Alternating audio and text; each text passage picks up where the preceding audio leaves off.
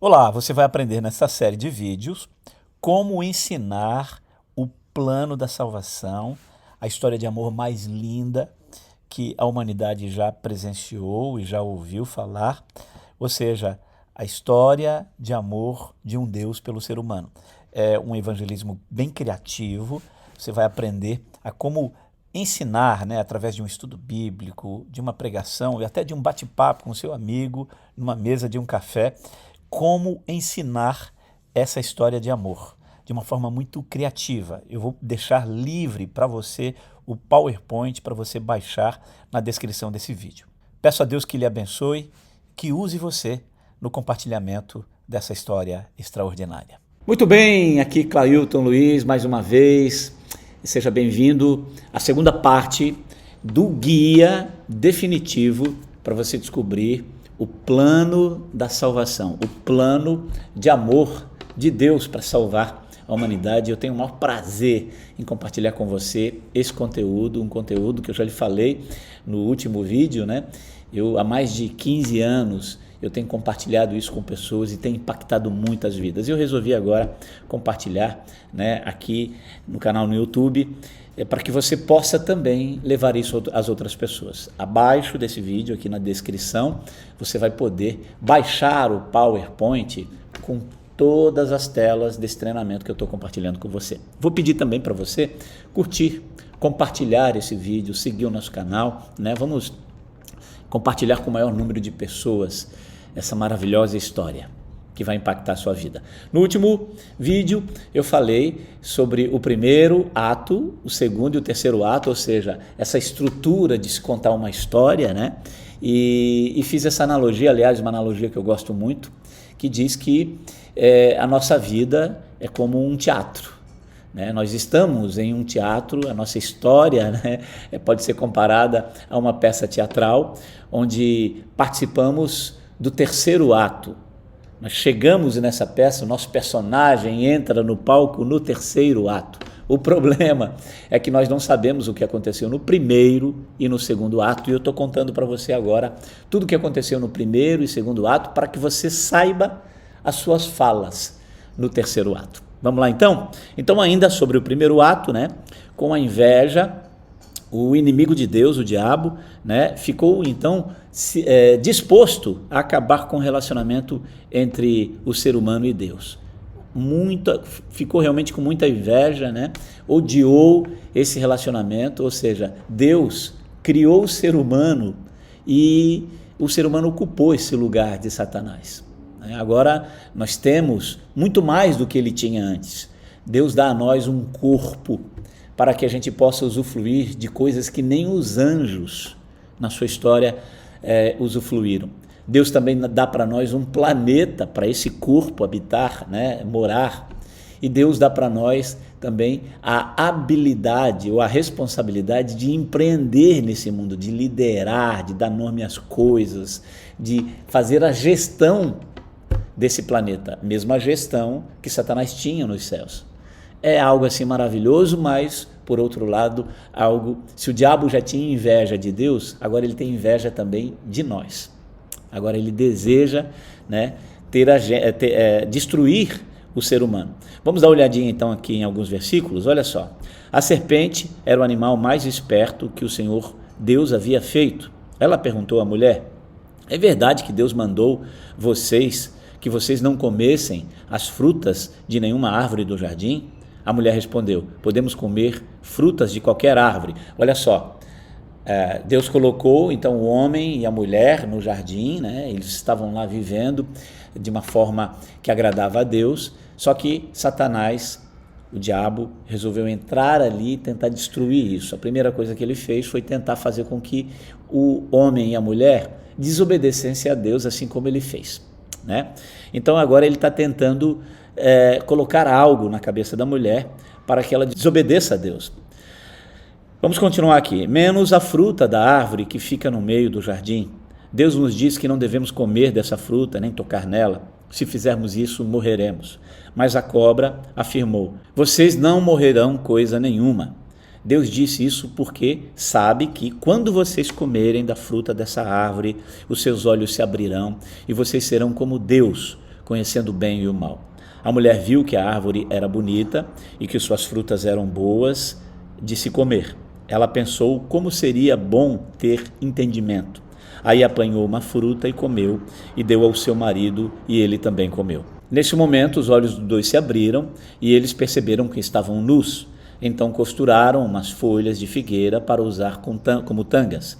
Naquele dia, quando soprava o vento suave da tarde, o homem e sua mulher ouviram a voz do Senhor Deus, que estava passeando pelo jardim. Então se esconderam dele no meio das árvores. Mas o Senhor Deus chamou o homem e perguntou: onde você está? O homem respondeu. Então o que aconteceu, né? O homem e a mulher desobedeceram a Deus, depois a ficha caiu, né? Ficaram apavorados, se esconderam de Deus. E olha só o que diz no versículo 8: naquele dia, quando soprava o vento suave da tarde, ou seja, havia, né, um padrão ali no jardim do Éden. Deus, no finalzinho da tarde, descia no jardim do Éden para ter um momento com Adão e com Eva. E aí o Senhor perguntou: onde vocês estão? O homem respondeu: eu ouvi a tua voz quando estavas passeando pelo jardim, e fiquei com medo porque estava nu, por isso me escondi. Aí Deus perguntou: e quem foi que lhe disse que você estava nu? Por acaso você comeu da fruta da árvore que eu proibi de comer? O homem disse: a mulher que me destes para ser a minha companheira me deu a fruta e eu comi. Por isso o Senhor Deus expulsou o homem do jardim do Éden e fez com que ele cultivasse a terra da qual havia sido formado. Deus expulsou o homem e no lado leste do jardim pôs os querubins e uma espada de fogo que dava voltas em todas as direções. Deus fez isso para que ninguém chegasse perto da árvore da vida. Enfim, né, Deus tinha colocado uma condição. Aliás, a gente já vê aqui, né, o quanto Deus nos ama desde o início da criação, nos deu o livre-arbítrio para seguirmos Ele se quisermos, para amarmos Ele se quisermos, para obedecê-lo se quisermos. Então deu a Adão e Eva: olha, vocês podem comer de tudo aqui, só não mexam no fruto daquela árvore, né? E essa era a condição, né? Me obedeçam, né? Façam aquilo pelo qual me agrada, me adorem. Então agradar a Deus, ser obediente a Deus é adorá-lo. Só que Eva, né, e Adão não obedeceram a Deus, desobedeceram, quiseram mais do que já tinham. Só que Eva deu ouvidos a Satanás, né, e desobedeceu a Deus, e consecutivamente Adão veio em seguida desobedecer. A partir desse momento, o que aconteceu? Houve uma ruptura entre o homem e Deus, uma separação entre o homem e Deus. A partir desse momento, o homem nunca mais teve o mesmo relacionamento com Deus, nunca mais. Houve uma separação, né? A desobediência do homem separou ele de Deus. E preste atenção, Deus falou para Adão e para Eva que se ele os desobedecessem, eles morreriam. E Deus não estava falando da morte física, mas da morte espiritual, que eu vou me aprofundar um pouco mais, tá? Então, o que aconteceu? O pecado entrou nessa história. Então, além do homem estar separado de Deus, né, haver essa separação, existe agora um muro que impede que o homem se relacione com Deus, porque Deus é santo, Deus é puro, e não há como alguém impuro, alguém escravo do pecado, ter um relacionamento com Deus. Há uma separação, tá? É como se você tivesse um grande amigo, talvez a gente possa entender assim, né? Um grande amigo que pecou contra mim, que me traiu, e agora eu não quero mais me relacionar com ele, eu não vou permitir mais que ele entre na minha casa, eu não quero mais sentar e tomar um café com ele, eu não quero mais. Tá? Houve essa separação. Eu sei que ele existe, eu sei onde ele está, só que eu não quero mais contato com ele. É mais ou menos isso, tá? Nós estamos separados de Deus. A partir desse momento, todas as pessoas que vêm ao mundo, que vieram ao mundo, nascem nessa condição aqui. Elas nascem com pecado, vivendo num mundo, né, num universo onde não há Deus, onde não há um relacionamento com Deus, E mesmo que ela tente se relacionar com Deus, ela não consegue porque há o pecado. O pecado é um muro que nos impede. Ou seja, esse pecado que está dentro de nós faz com que a gente, a todo instante, tomemos decisões, temos comportamento que a todo instante desagrada esse Deus que é puro e santo. Vamos ler mais alguns versículos? Olha o que a Bíblia diz sobre o pecado. Como dizem as Escrituras, não há uma só pessoa que faça o que é certo. Não há ninguém que tenha juízo. Não há ninguém que adore a Deus. Todos se desviaram do caminho certo. Todos se perderam. Não há ninguém que faça o bem. Todos pecaram e estão afastados da glória de Deus. De fato, tenho sido mal. Olha só, não há ninguém na face da terra, não há nenhum santo, nenhuma pessoa correta. Todos pecaram e todos estão afastados de Deus. Todos. Não há ninguém santo. Eu nasci, numa família católica, eu aprendi desde cedo, eu fui um bom católico, eu aprendi desde cedo sobre um dogma católico chamado infalibilidade papal. O Papa é o único ser na Terra, segundo esse dogma, que não tem pecado. E o versículo está dizendo aqui que nem o Papa, ninguém, não há nenhum homem, nenhum ser humano, nenhuma mulher na face da terra que nunca tenha pecado. E vai mais ainda, está em Salmo 51:5. De fato, tenho sido mal desde que nasci, tenho sido pecador desde o dia em que foi concebido. Então veja só, desde o nascimento, nós somos maus.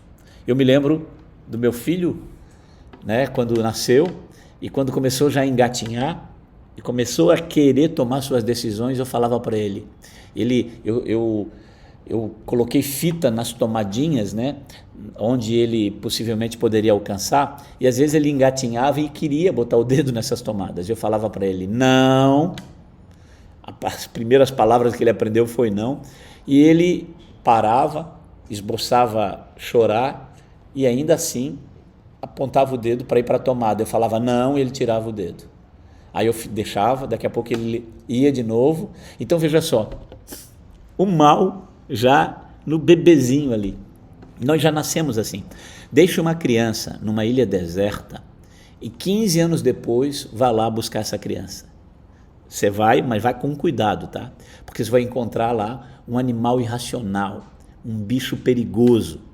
Por isso que a educação é tão importante numa família, Porque as pessoas já nascem com uma tendência para fazer o mal. Nós já nascemos com uma tendência para tomar decisões egoístas. A educação, principalmente uma educação cristã, pode ajudar muito, pode não, ajuda muito o ser humano a viver essa vida, de uma forma que agrada a Deus. Segunda coisa aqui, além de você ter o pecado, então, e esse pecado vir a ser essa barreira, esse muro que te impede de chegar a Deus, tem ainda uma consequência que nós já vimos, aquela consequência que Deus alertou para Adão e para Eva, que é a morte. A consequência desse pecado, o salário desse pecado é a morte. Ou seja, porque você pecou, ou porque você peca, ou porque o pecado já nasce com você, você já nasce morto. Você está morto. Essa é a consequência. O salário do pecado é a morte. Agora, olha só, não só a morte física, A gente acha aqui que o nosso problema é que nós vamos morrer fisicamente. Esse não é o maior problema, A morte física é apenas separação sua desse mundo físico. Pior é a morte espiritual, que é a sua separação do mundo espiritual, de Deus. Então, o grande problema nosso de vivermos aqui nesse lado é que, além de não podermos nos comunicar com Deus, ter esse acesso a Deus, e calma, eu vou dizer daqui a pouco como você pode viver aqui, tá? Mas se você não tomar uma decisão diante de Deus, você vai viver aqui. E aqui há consequências. Uma delas é a morte, tá? Olha só. Romanos 6:23. Pois o salário do pecado é a morte. Você sabe muito bem, o que é o salário, é aquilo que você recebe por um período de trabalho, né? Uma paga por algo que você fez. Então, por ser um pecador, você tem um salário e esse salário é a morte. Mas que morte que é? Olha só o que Deus falou em Gênesis 2,17. Não coma a fruta dessa árvore, pois no dia em que você a comer, certamente morrerá. Olha só, você vai morrer. Aí o que a serpente falou para Adão, né, para Eva, você não vai morrer. Quando ela comeu a fruta, ela não viu, eu não morri, né? A fruta não era venenosa, ela continuou viva, mas não era dessa morte da qual Deus estava falando, de uma morte muito pior do que a morte física. Aliás, para muitas pessoas, a morte física é até a solução, né? Pessoas que se suicidam. Opa, eu vou acabar com essa vida aqui, eu vou me matar, né? Então, não é dessa morte física que para alguns parece ser a solução. Deus está falando de uma morte pior do que a morte física. Efésios 2:1. Antigamente, por terem desobedecido a Deus e por terem cometido pecados, vocês estavam espiritualmente mortos. Aqui a gente já vê, né, uma explicação maior dessa morte. Antigamente, olha só, por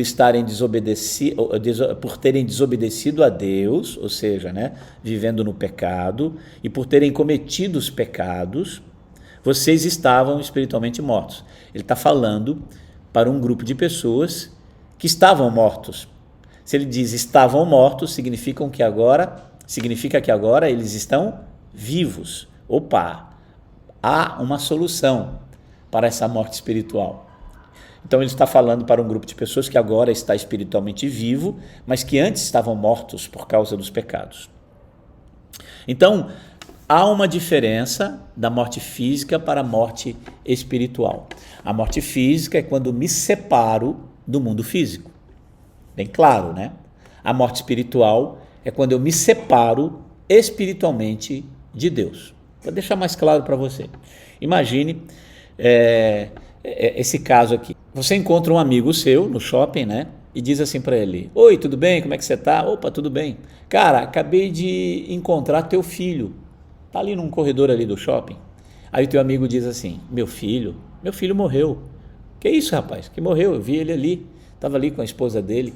Aí o teu amigo diz: não, eu sei que fisicamente ele está vivo, mas sentimentalmente, para mim, ele está morto. Meu filho me traiu, meu filho fez algo que me machucou muito. Então, para mim, embora eu sei que fisicamente ele esteja aí vivo, andando pelo mundo, sentimentalmente, emocionalmente, para mim está morto. E eu não quero mais me relacionar com ele. Então, a morte espiritual é assim. Embora fisicamente estejamos vivos, né? Embora fisicamente tenhamos vida, espiritualmente, para Deus, estamos mortos. E você vai ver mais à frente o quanto isso é importante, porque Deus nos fez para termos um relacionamento espiritual com Ele. Deus procura pessoas que o adorem em espírito e em verdade. Há um relacionamento espiritual nosso com Deus. Nós precisamos desse relacionamento espiritual. Mas lembre, nós nascemos, quando viemos a esse mundo, nós já nascemos com pecado e consecutivamente separados de Deus e consecutivamente mortos para esse Deus. Espiritualmente, embora vivos fisicamente, né, estamos mortos espiritualmente. Existem dois tipos de seres na face da terra. As criaturas de Deus, que são as pessoas que estão nesse quadro, né, de pessoas espiritualmente mortas, aqui, pessoas que estão aqui, né? Aqui estão as criaturas de Deus, pessoas que nascem com pecado, mas estão separados de Deus e consecutivamente espiritualmente mortos.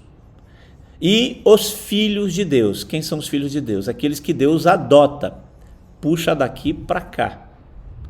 E se tornam filhos adotivos de Deus. Você vai entender mais tarde como passar daqui para cá, ok? Então, nós podemos viver espiritualmente, mas nascemos espiritualmente mortos, né? E quanto mais a ciência estuda, né, o cérebro humano, mais vai descobrindo que há realmente uma necessidade nossa de viver espiritualmente. Há um desejo nosso de buscar esse Deus, né? Da mesma forma que uma flor nasce voltada, buscando o sol, nós viemos a esse mundo e nascemos buscando de alguma forma Deus. Nós desejamos Deus, há um buraco dentro de nós, um vazio dentro de nós, uma saudade da eternidade que nós não sabemos explicar. Nós precisamos de Deus. Isso acontece com qualquer pessoa, qualquer BO que te dá na vida, e a primeira coisa que você fala é: meu Deus, né? A gente busca a Deus nos piores momentos da nossa vida. Por que isso?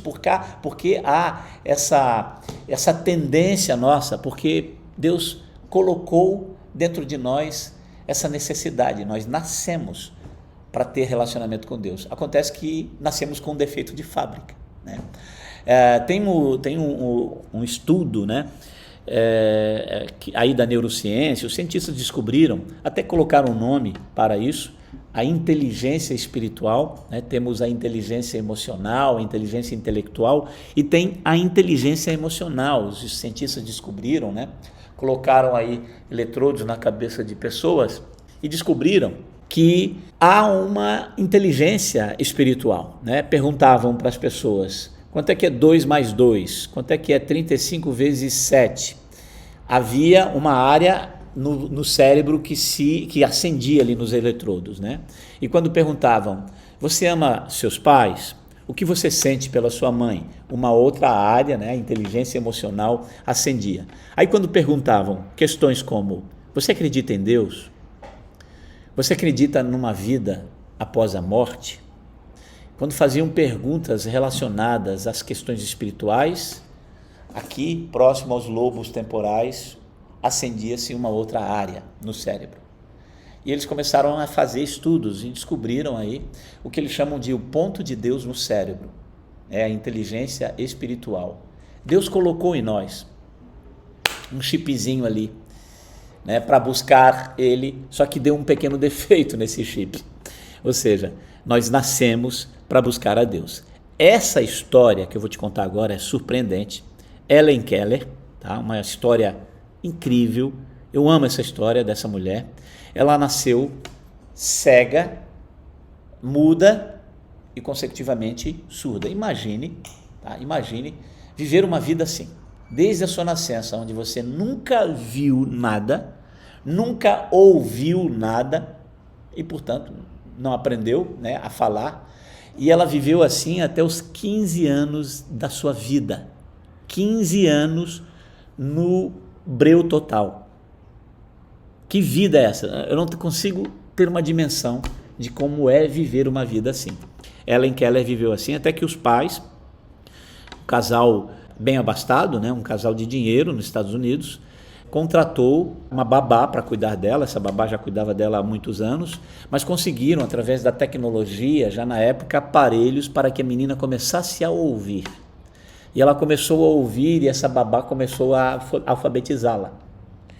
E houve um momento muito interessante nessa jornada da babá com a Helen Keller, quando a babá começou a falar de Deus. Os pais eram cristãos e deram à babá também a incumbência de falar, de evangelizar a menina. Chegou um momento em que a menina falou assim: espere um momento, eu conheço Deus, eu já sabia que ele existia.